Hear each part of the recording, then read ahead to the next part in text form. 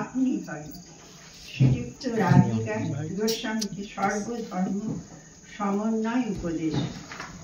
গান সমাপ্ত হইল। ঠাকুর কহিতেছেন শ্রীরামকৃষ্ণ গোস্বামী এ তো আপনাদের বৈষ্ণবদের দল, বৈষ্ণবদের হইল। আর যদি কেউ শাস্ত্র কি ঘোষ পাড়ার মতো আসে তখন কি বলব? তাই এখানে সব ভাবই আছে। এখানে সব রকম লোক আসবে বলে। বৈষ্ণব, শাক্ত, কর্তাভাজা, বেদান্তবাদী, আবার ইদানিং ব্রহ্মজ্ঞানী।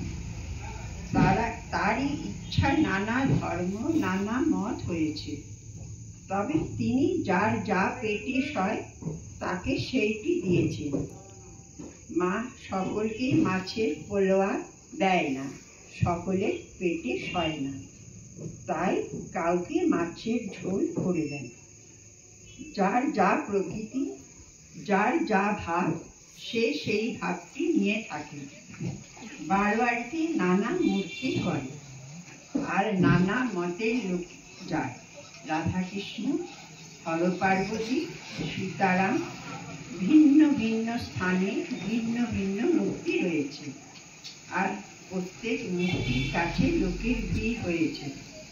যারা বৈষ্ণব তারা বেশি রাধাকৃষ্ণের কাছে দাঁড়িয়ে দেখছে, যারা শাক্ত তারা হরপার্বতীর কাছে, যারা রাম ভক্ত তারা সীতারাম মূর্তির কাছে।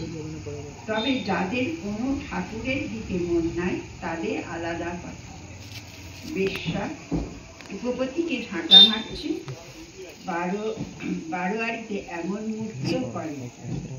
ওসব লোক সেইখানে দাঁড়িয়ে হাঁ করে দেখে আর চিৎকার করে বন্ধুদের বলে, আরে ওসব কি দেখছিস, এদিকে আয়, এদিকে আয়।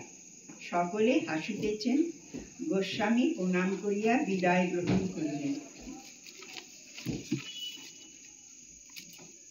ওম নিরঞ্জনং নিত্যমানন্তং রূপং ভক্তানুকম্পাধৃতং বিগ্রহং বৈ ঈশাবতারং পরমেশ্বরমিদং तं রামকৃষ্ণं শিরং নমামি।